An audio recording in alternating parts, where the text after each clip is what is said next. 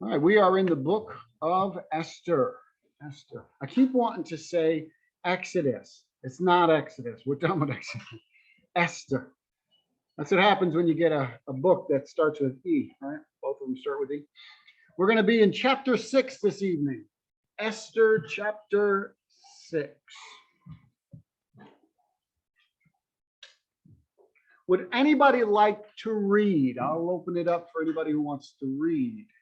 If not, I will read, but if anybody's feeling like they'd like to read, you can either read the whole thing or you can read the first 7 verses. Anybody want to read? Okay, I'll take that as a no.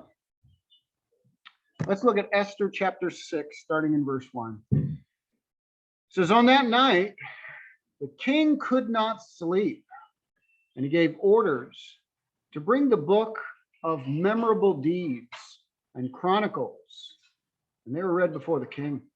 And it was found written how Mordecai had told about Bigthana and Teresh, 2 of the king's eunuchs, who guarded the threshold and who had sought to lay hands on King Ahasuerus. And the king said, what honor or distinction has been bestowed on Mordecai for this? The king's young men who attended him said, nothing has been done for him. And the king said, who is in the court? Now Haman had just entered the outer court of the king's palace to speak to the king about having Mordecai hanged on the gallows that he had prepared for him. And the king's young men told him, Haman is there, standing in the court. And the king said, let him come in. So Haman came in, and the king said to him, what should be done to the man whom the king delights to honor?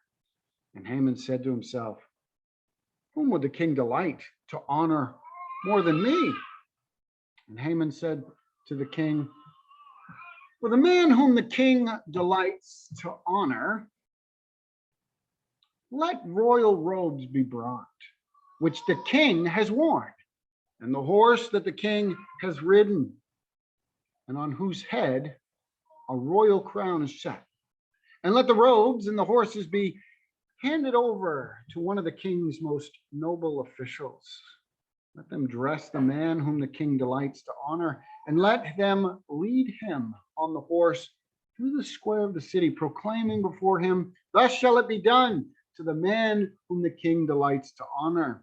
Then the king said to Haman, hurry, take the robes and the horse, as you have said, and do so to Mordecai the Jew, who sits at the king's gate. Leave nothing that you have mentioned. So Haman took the robes and the horse.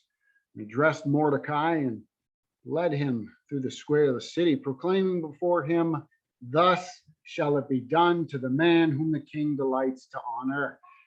Then Mordecai returned to the king's gate, but Haman hurried to his house, mourning and with his head covered.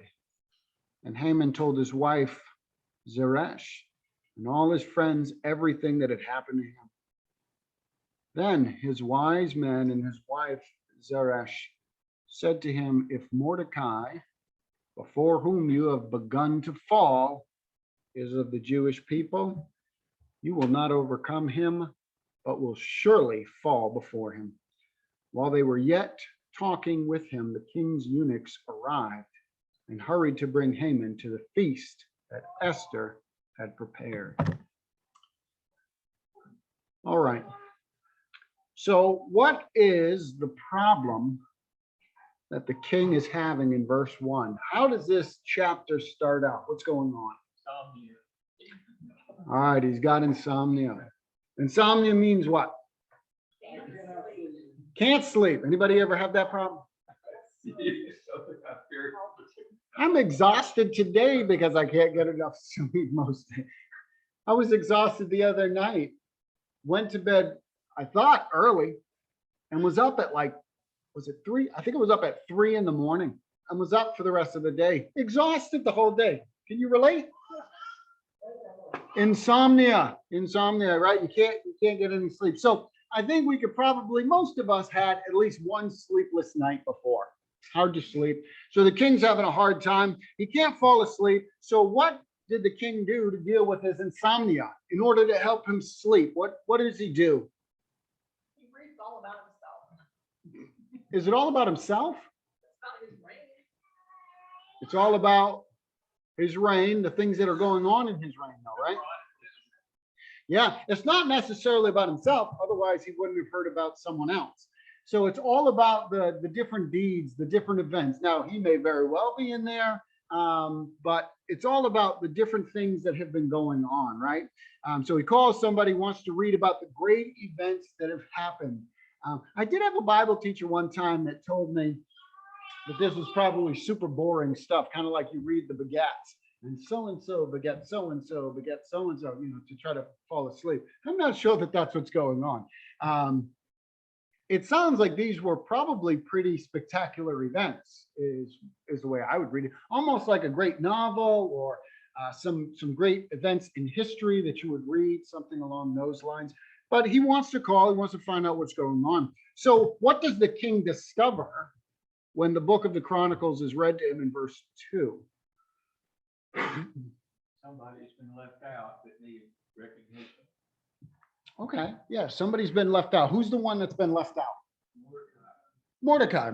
What did Mordecai do? What's going on? What did he do? He saved the king's life by, yeah, there were some people conspiring. I know, hard to believe, but in the ancient world, sometimes people conspired against one another, and they wanted to. And the way you would overthrow is you would assassinate. Right? You get rid of them. We see this all over the place in the ancient world. In fact, the reality is it's very sad, but we see that kind of thing even today in the world. Assassinations happen. Get rid of one rulership, overthrown. So, is this something to celebrate? Is this something good? At least for the king, right? I mean, if somebody was going to assassinate you and you were told of the plot, you might be pretty excited about that. That's pretty good news, right? So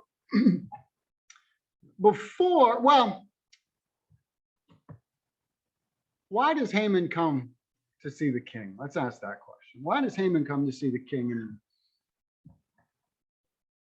He's going to petition the king to execute Mordecai. okay, he wants to tell the king about his plans, right? Probably get the king's approval.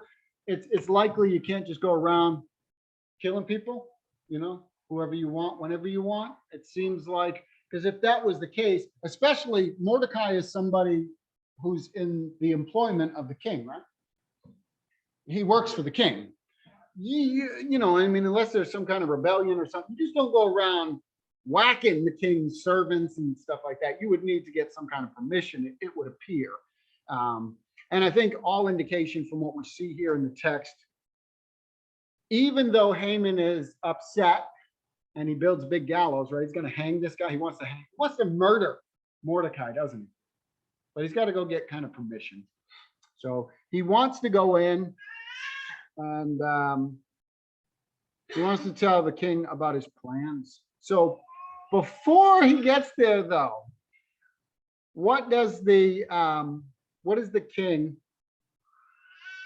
talk to Haman about? What's he asking? Before Haman can say, hey, I want to kill this guy, can I have your permission? What happens? What does the king? The king says, what should the king do for someone he wants to honor? Yeah. Haman comes in. He's still angry, I'm sure, right?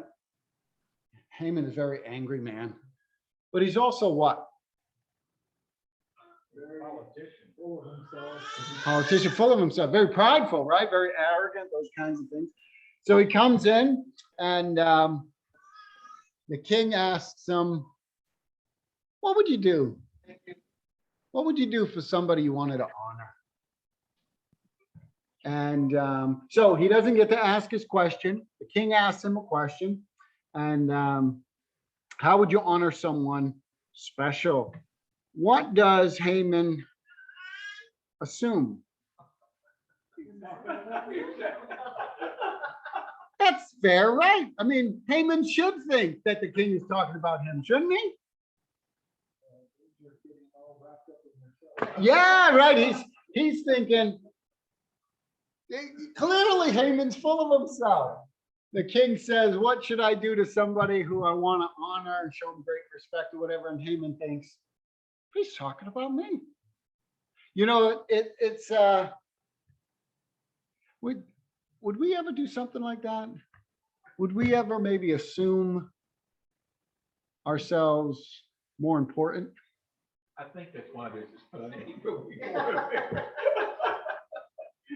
Yeah, nobody wants to admit it, but we're all laughing. We're like, sometimes we shove our feet in our mouth. Sometimes nobody else knows about it though, right? Because our arrogance and pride is kind of inward, and then later on, maybe it's revealed just to us. We're like, oh, I'm glad I didn't say anything because I look like a fool, right? Like, oh, safe on that one. I didn't say anything. But yeah, you know, we might very well be in trouble of that. What does Haman think would be the best way to honor somebody though? He thinks this clearly is talking about him, but in the text, verses 7 through 9, what are some of the things that Haman says the king should do for someone he wants to honor? Put the royal robes on them first. That have been worn by the letting. Yeah. Not just any robes. These are special robes, right? The king has worn these robes. Put those on him. What else? Crown him. Put a crown on his head. Put him on the king's horse, the one that he rode. What's he trying to say with all of that? Yeah, pretty much. That's right.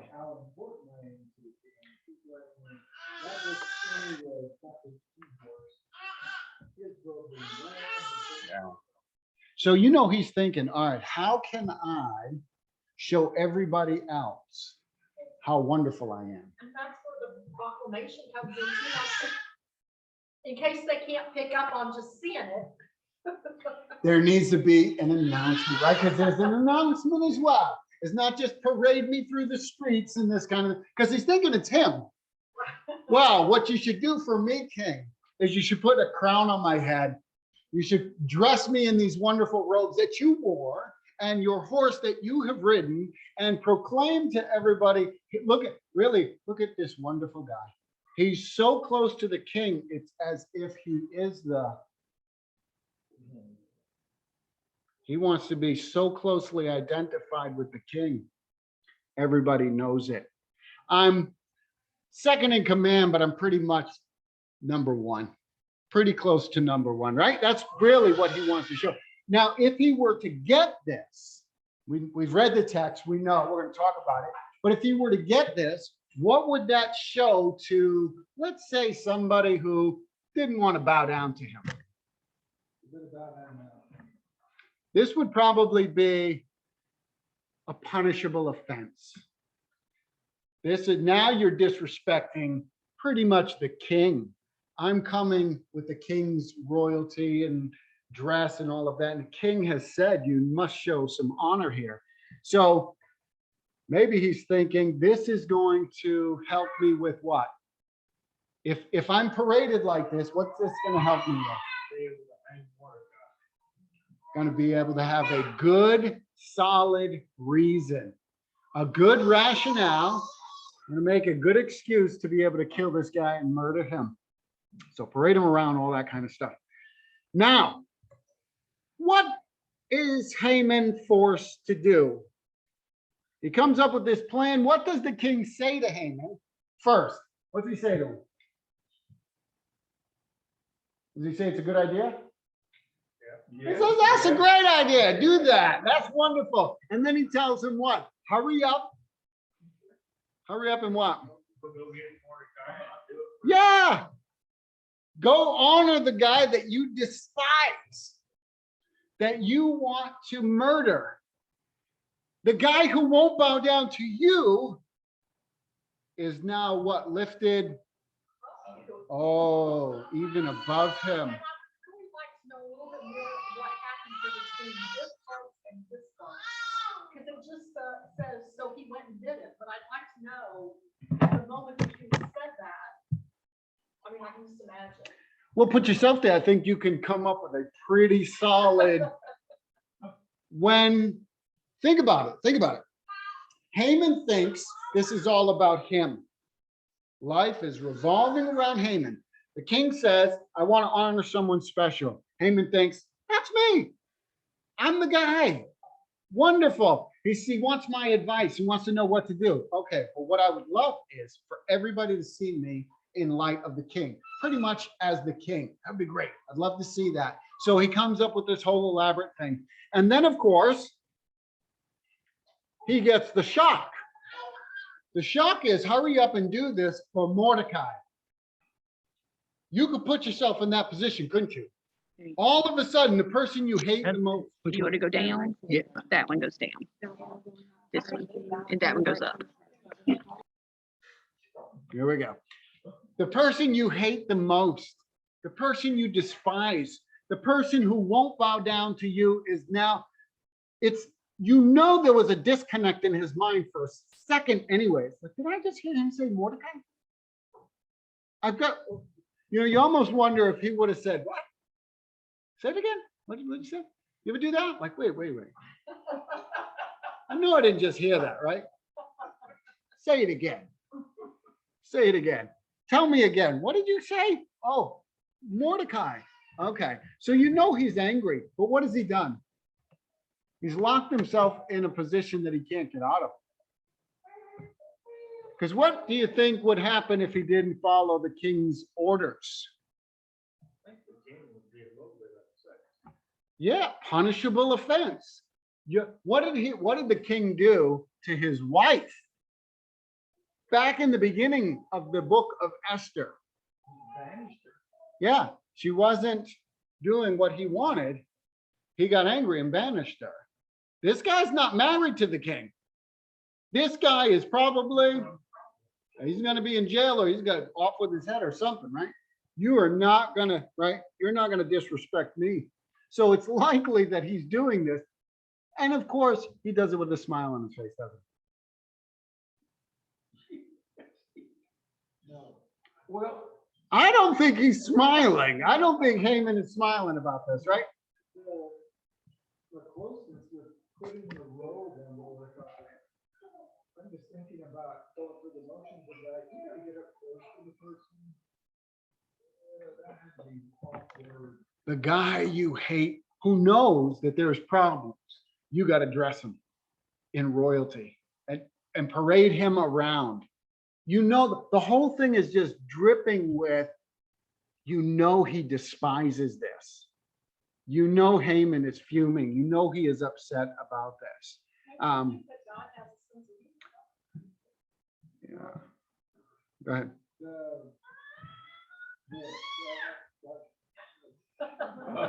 It's such irony. That's a good one. Irony, right? It's ironic. I didn't pick up on it until just a moment ago too, but it said that one of the king's princes should be the one to walk around the city. Yes. Which is, If it wasn't him who's being honored, it's him who's going to be doing it. Yeah. and as I walked through this, as you were reading it, it's like the unfolding of the providence of God through it all. Yeah. King, I can't sleep. Get out. Yeah. I start Yeah. reading the book. Some random book. Yeah. It just so happens this story. Just so happens. Yeah. So what did Haman's wife and his friends, his wise friends, and what did they say to him? Well, she was a fair weather. She was a bit weather. Well, I mean, she told him to do this, and then she turns around. Well, now you've done it. You ever have friends in your life that do? I mean, it's like, when So-called friends? it just seems like. It does seem like something's going on. Yeah, it may be. Yeah. It's an interesting, it depends on how you read it. You could definitely read it that way. And we may very well have had people like that in our lives. And I had people like that in my life. And I was one of those people, encouraging bad behavior. It's not a proud moment.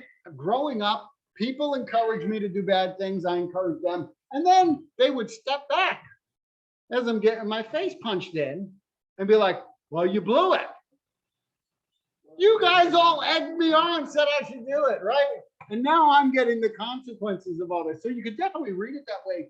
Because originally she's like, build a big gallows, kill that guy, you'll be all right, you know, take out your rage and your anger and all that. And now here she's like, well, looks like you're in trouble.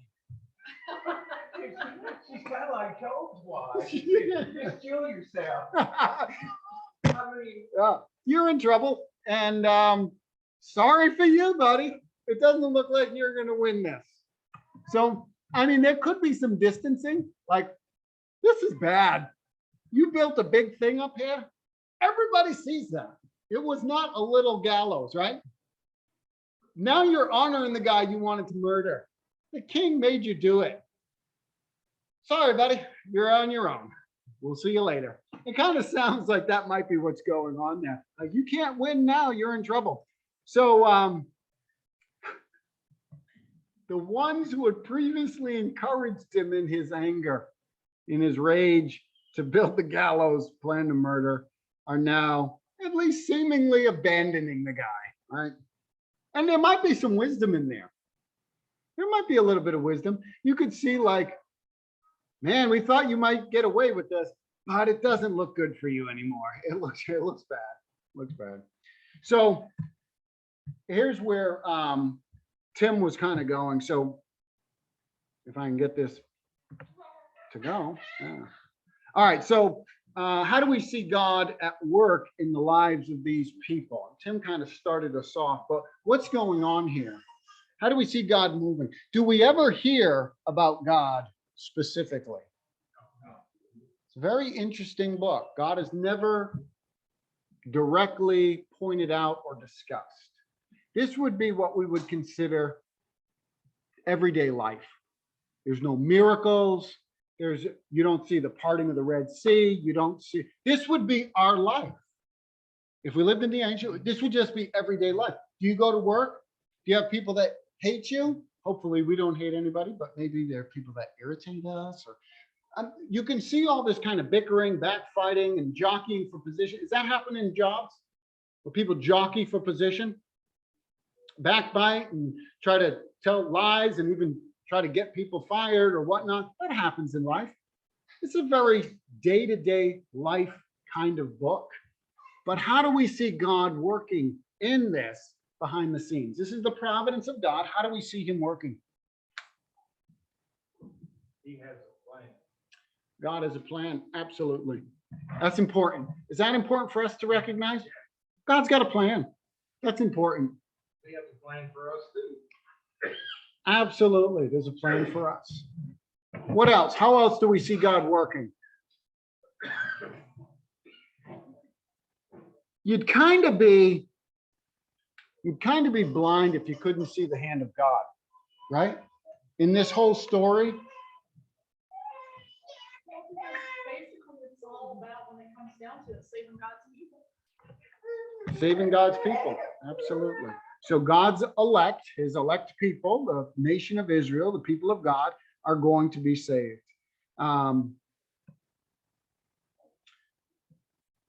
At just the right time, this man walks into the king's palace when he couldn't sleep, as Tim was saying. As he's reading about an event by a guy named Mordecai, who just happened not to have gotten rewarded.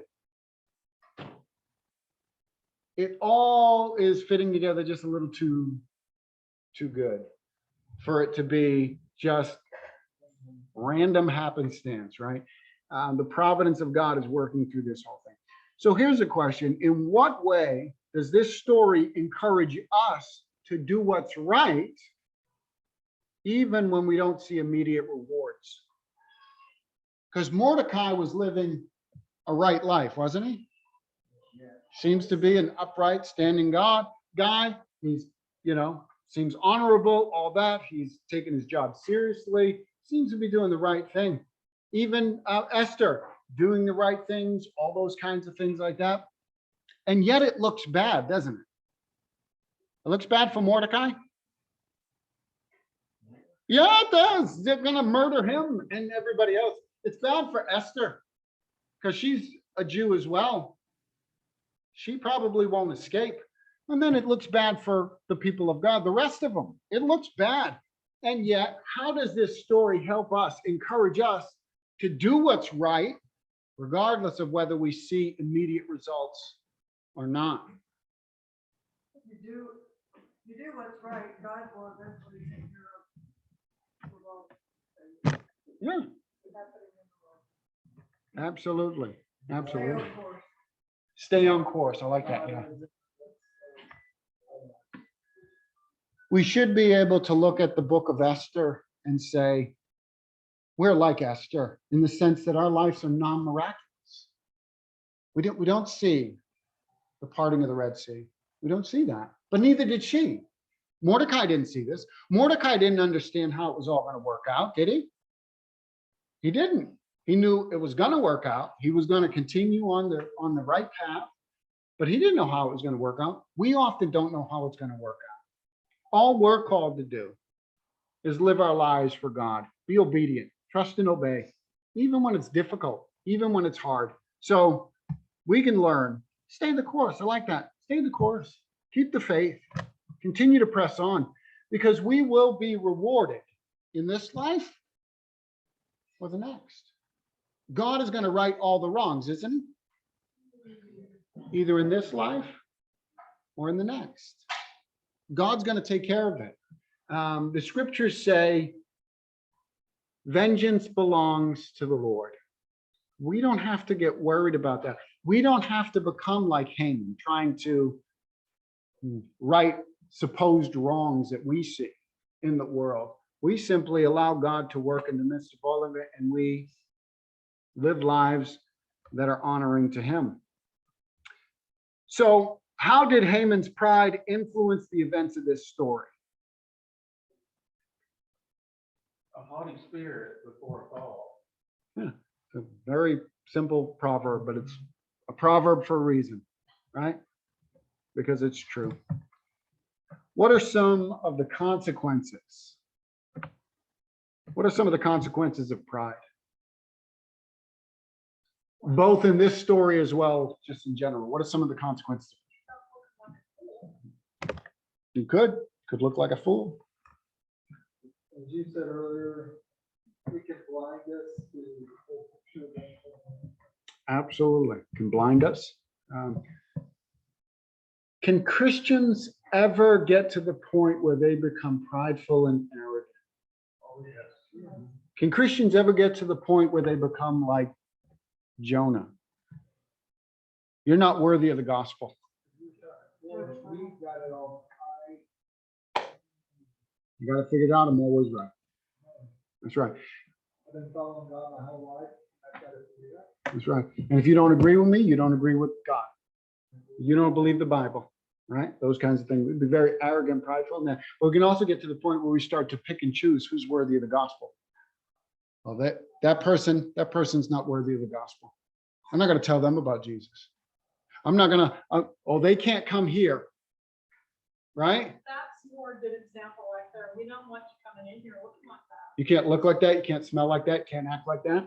We don't want anything to do with you. And if you can't clean yourself up before you come to Jesus, then you are not allowed here.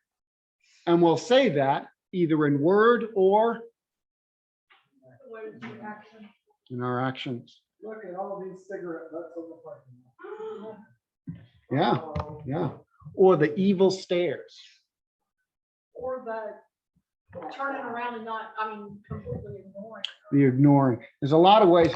Pride, arrogance, Does that turn people on to Jesus or off? Probably ain't coming back. We want to be careful of the pride that we could have. That can be a bad downfall as well. All right, here's a homework question. How can we protect ourselves against the temptation to be prideful and arrogant? Because all of us could fall into that temptation. It's a real temptation out there. We can start to think of ourselves more highly than we ought, right? That's why Paul says, consider others more significant than yourselves. Don't consider yourselves more highly than you ought, those kinds of things, because we can get into feeling like, acting like, living like Haman. And if any lesson we should take from this is we don't want to be like Haman. We don't want to be like that. So how can we take this home, think about it this week? How can we guard against the temptation of being prideful and arrogant? So, questions, thoughts, comments before we wrap it up?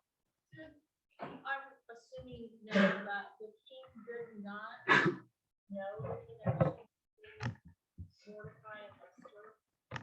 I mean, you would think It's all hidden right now. But you would think if they were family and she married him, there would be, I mean, I just. It's all hidden. It was mentioned. Don't. Nope, not yet. And I think that that's something new that I don't think I realized that before. Yeah. The king doesn't know that she's Jewish. He doesn't know her ethnicity at this point. She was told, don't kind of let that go. Clearly there was animosity, and we see that the whole And then people are I going to have go. another, kind of, when you said it's not up to us to right those wrongs. Yeah. But you know, at the same time, you do kind of have to stand up and take a stand. Yeah, there's a difference between taking a stand, and it depends on what you're talking about. What are you talking about? Well, the first thing that came to mind was the Holocaust. Okay, You know, you can't just sit back and let those things happen. sure. But at the end of the day, God is going to right those wrongs. Some things government is put into place by God to combat those kinds of things. If we happen to be in the military or something, then we stand up for those, we do that kind of thing. But yeah, the military and those kinds of things. I can't think of the whole how it goes, but you know, something to the effect that evil wins when the good man does nothing. Sure. But the real question is, how do we fight evil? Because, and this is a longer discussion, but think about what the early Christians did. The early Christians for the first 300-400 years did not pick up swords and fight. You know what they fought with? With words, with prayer, with the gospel. They won over Rome. It wasn't by beating them with swords. It was by beating them with the gospel. Yeah.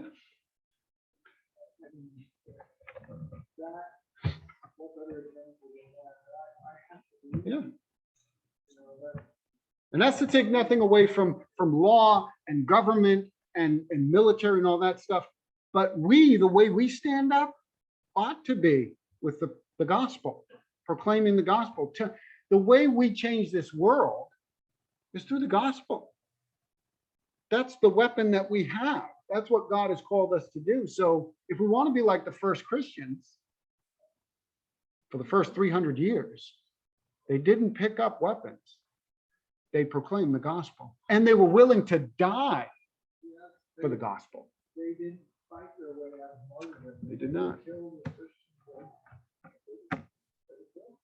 Tough things to think about, but we have to go back to the scriptures, because we could be very easily tempted to think it's my job to right the wrongs. It's my job to preach the gospel, and that's how I right the wrongs. It doesn't mean we don't call the police if we see someone breaking and entering, and right, all of that stuff is included in this, right? But we don't have to worry about going to war. I'm not going to pick up a revolver and go shoot the drug dealers on the corner. I'm going to go tell them about Jesus. However I can do that, I want to go tell them about Jesus. That's what we mean by saying they're not worthy. No, no one's worthy of the gospel. But we want to change this world. The only way we're going to do it is by preaching Christ crucified and raised from the dead. That's our weapon. That's our weapon. So it's an interesting discussion to have about, world powers and how that works. God works all that. He's working through nations and rulers and all of that. And certainly, sometimes nations need to be stopped. That's true. But I'm not in control of governments. I'm in control of my life and around me. And I want to live like Christ and tell people about Jesus. Remember, Jesus said, if my kingdom were of this world, if it was a worldly kind of kingdom, my followers would pick up and fight. We don't do that. We preach the gospel. We minister to people. It's tough, but that's what we do. All right, good questions, good thoughts, good conversation. Let's have a prayer because we are just about out of time. And I apologize online if this shuts off before we get finished with this, but that's the way it is.